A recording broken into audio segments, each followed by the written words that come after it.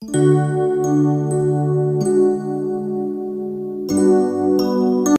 pagi. Pagi ini temanya adalah menggunakan waktu sisa hidup untuk Tuhan. Firman-Nya berkata, supaya waktu yang sisa jangan kamu pergunakan menurut keinginan manusia, tetapi menurut kehendak Allah. 1 Petrus 4 ayat 2. Setelah beroleh keselamatan secara cuma-cuma dari Tuhan, ada bagian yang menjadi tugas dan tanggung jawab kita sebagai umat tebusannya, yaitu memelihara, mengerjakan, dan mempertahankan keselamatan tersebut dengan takut dan gentar.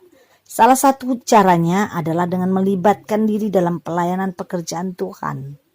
Ada dua kata kunci bagi setiap orang Kristen, yaitu marilah dan pergilah. Tuhan berkata, marilah kepadaku semua yang letih lesu dan berbeban berat. Aku akan memberikan kelegaan kepadamu. Matius 11 ayat 28. Dan juga, karena itu pergilah, jadikanlah semua bangsa muridku, dan baptislah mereka dalam nama Bapa dan Anak dan Roh Kudus. Matius 28 ayat 19. Jadi kita dipanggil bukan hanya untuk menerima karunia keselamatan, tapi juga untuk melaksanakan amanat agungnya, pergi dan menghasilkan buah. Tuhan tidak ingin kita hidup tanpa bekerja, tetapi aktif bekerja bagi Tuhan. Kita memiliki tugas memenangkan jiwa bagi kerajaan Allah. Inilah undangan Yesus kepada setiap orang percaya. Marilah, ikutlah aku, dan kamu akan kujadikan penjala manusia. Matius 4 ayat 19. Jadi mengapa kita harus melayani? Yang pertama, karena Tuhan Yesus telah terlebih dahulu memberikan teladan hidup kepada kita.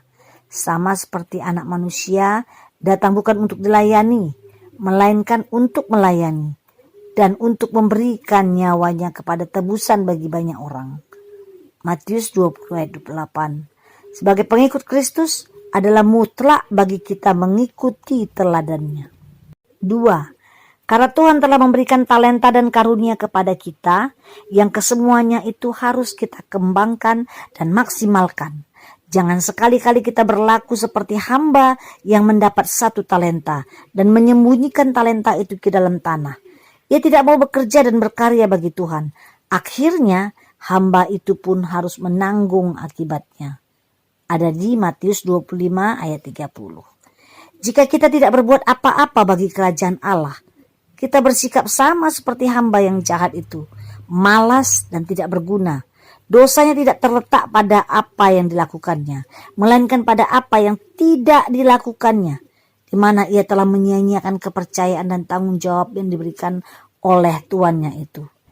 Jadi, mari kita peka terhadap panggilan Tuhan dengan benar. Tuhan pasti akan menuntun kita kalau kita niat di dalam hati kita bahwa kita ingin dan sungguh-sungguh melayani Tuhan.